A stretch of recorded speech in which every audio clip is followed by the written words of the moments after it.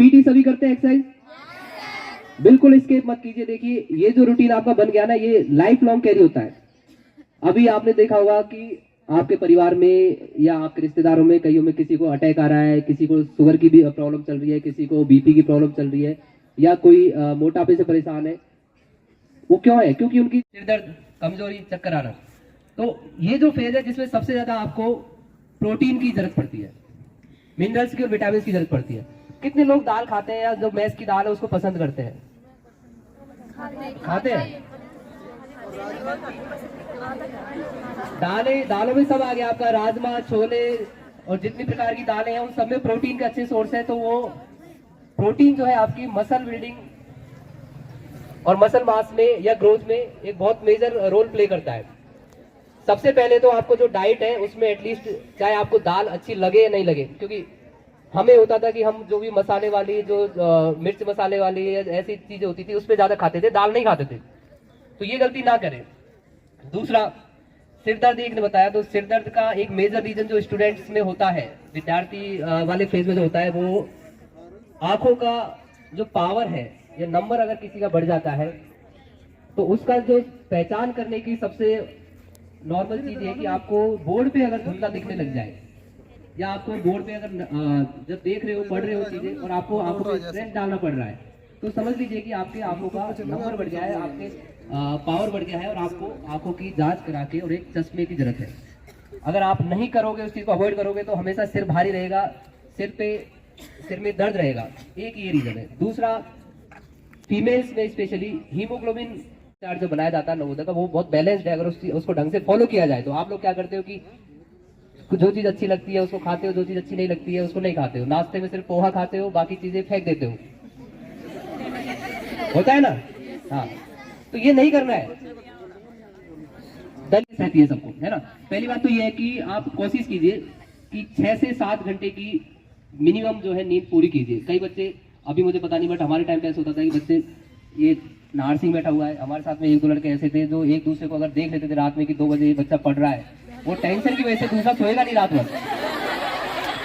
और भी बहुत सारे लोग होते थे। तो ये इस आदत को नहीं थे, जो जिनके पैर में प्रॉब्लम थी या कुछ, वो ठीक है बाहर आउटडोर गेम्स में पार्टिसिपेट नहीं कर सकते थे, बट स्टिल वो इंडोर गेम्स में, कैरम में या चेस में भी आई थिंक हमारे टाइम पे कुछ बच्चे काफी आगे तक गए थे, तो वो आप कर सकते हो। चेस एक बहुत अच्छा गेम है अगर आपको ब्रेन की एक्सरसाइज के लिए, चेस, ठीक है? तो ये हो गया स्पोर्ट्स का महत्व हो गया। अब उसके बाद में हम आते हैं इवनिंग में इसके बाद में क्या एक्टिविटी होती है आपकी? रेस्ट, सेल्फ स्टडी का आपका टाइम है, जिसमें आप अपना हॉस्टल में खुद से पढ़ाई करते हो। उसमें भी आप कोशिश कीजिए कि पहली बात तो डॉर्मेट्री में 24 स्टूडेंट्स रहते हैं, उसमें रूल्स ये बनाइए कि जब स्टडी का टाइम होता है, तो हमारे टाइम पे जैसे बोर्ड में जब हम 10th वाले और 12th वाले एक साथ रहते थे, तो ये रूल होता था कि जिसको बात करनी है, कुछ भी वो करना है, वो रूम से बाहर, अगर अंदर आप हो तो कोई भी डिस्टर्बेंस नहीं करेगा। तो इससे क्या होगा, आप अगर 3 घंटे भी पढ़ रहे हो तो बहुत इफेक्टिव मैनर में पढ़ोगे, आपकी कंसंट्रेशन अच्छी होगी, आपका जो है कंसंट्रेशन पावर वो अच्छी होगी।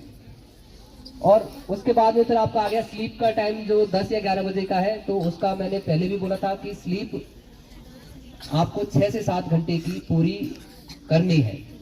नहीं अगर आप सोओगे तो बॉडी दूसरे दिन थकान रहेगी, आप सोचोगे कि नहीं मैं आज में पूरा रिवीजन कर लेता हूँ, एक्स्ट्रा जग लेता हूँ 3 घंटे। उससे क्या होगा, आपका दूसरे दिन का जो कंटेंट है या टीचर जो पढ़ा रहा है उसमें आपका कंसंट्रेशन नहीं बन पाएगा और आप एक दिन का आपका आगे का नुकसान कर लोगे, ठीक है? ये तो मैंने आपका सुबह से और शाम तक का जो शेड्यूल है ये बता दिया, उस पर डिस्कशन हो गया। ये मैंने अपनी तरफ से बताया क्योंकि आप लोग क्वेश्चन नहीं पूछ रहे थे। अब मैं आता हूँ बीमारियों पे।